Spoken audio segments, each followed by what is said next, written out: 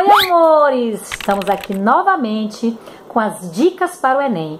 E hoje, amores, nós vamos trabalhar citologia. Observem bem, citologia é um conteúdo que nunca deixou de aparecer em uma única vez no Enem. Só que citologia, amores, é um conteúdo muito grande. É um conteúdo onde existe uma série de coisas a serem exploradas. Nessa aula de hoje, eu vou tentar colocar aquelas coisas bem básicas que já apareceram em provas e que podem voltar a aparecer. Então, vamos imaginar as coisas mais básicas e que devem e podem aparecer para que você memorize certinho e consiga acertar essa questão de citologia lá. Duas coisas básicas, uma célula eucarionte, uma célula procarionte. O que é que todas as células, independente de ser procariótica ou eucariótica, têm em comum? Todas têm membrana plasmática lipoproteica. Todas têm material genético. Todas têm uma única organela chamada de ribossomo. Lembrando que esses ribossomos são ribossomos livres e que a função deles, amor, é a de sintetizar proteínas. Esse é um ponto extremamente explorado. Outra coisa que aparece muito. Quais são as origens das organelas? Existem organelas de origem membranosa que surgem nas células eucarióticas, que são retículo endoplasmático, liso e rugoso, complexo de Golgi, lisossomos, peroxissomos e vacúolos. Origem membranosa. A organela ribossomo, qual é a origem dela? Ela veio do nucleolo, obviamente nos eucariontes, e no nucleolo, que é um DNA à parte que existe no núcleo, existe uma região chamada de região organizadora do nucleolo, que vai produzir o RNA ribossômico, que vai dar origem a quem? A organela ribossomo. Existe a organela centríolo, que veio do citoesqueleto, obviamente também nas células eucariontes. O citoesqueleto é formado pelos microtúbulos. E esses microtúbulos, que tem na sua composição a proteína chamada tubulina, vão dar origem à organela centríolo. Esses tubinhos se arrumam e originam o centríolo.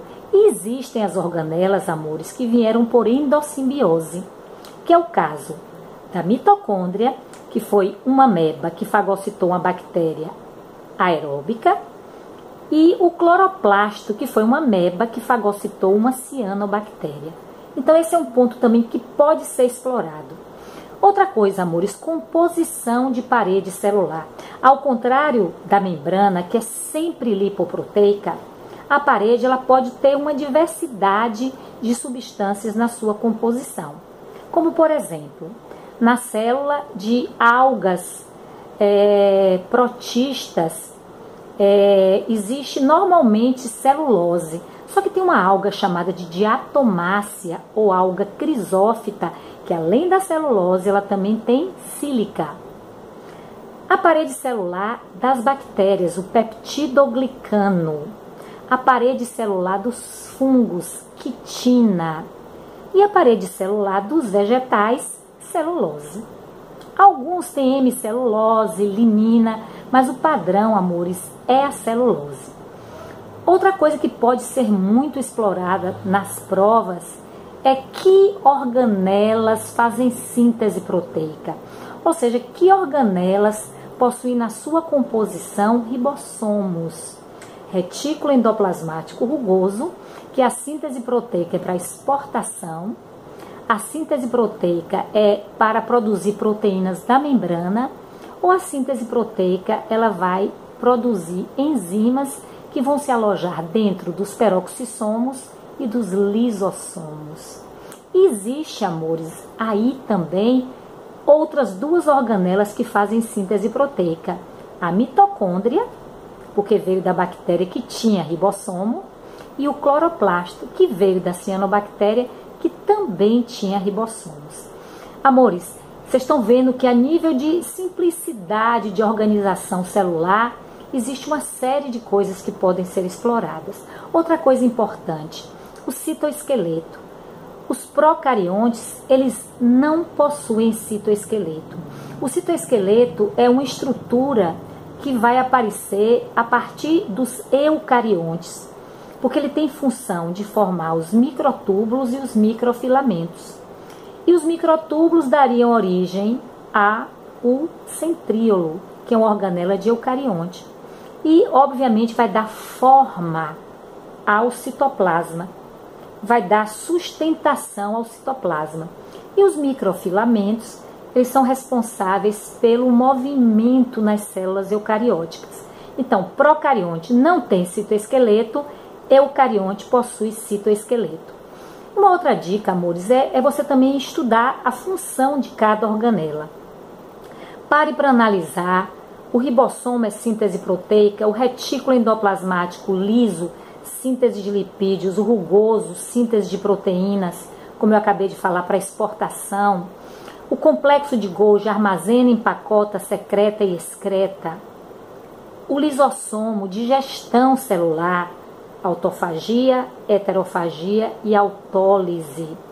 Os centríolos, responsáveis pela divisão celular, formação das fibras do fuso e formação dos cílios e flagelos. Os vacúolos servem para armazenamento nas células vegetais, amido e água, servem para contração e servem para excretar excesso de água em protozoários, que é o caso do vacúolo contrátil ou pulsátil, que é o vacúolo responsável pelo equilíbrio hídrico, porque o protozoário, que é o Paramecium caudato ou ameba, são protozoários de água doce e vivem em meio hipotônico. Esse excesso de água que entra poderia provocar plasmoptise, porque ele não tem parede, mas o vacúolo tira esse excesso de água, fazendo com que ele mantenha o equilíbrio. E também permite a locomoção do protozoário.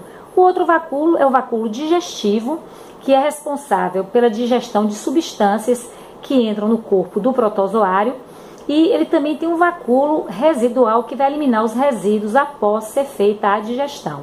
Outra organela também é o peroxissomo, que é responsável pela desintoxicação, principalmente desintoxicação da água oxigenada. A mitocôndria, responsável pela respiração celular, está aqui a fórmula, e o cloroplasto, que é responsável pela fotossíntese. Olha aqui a fórmula.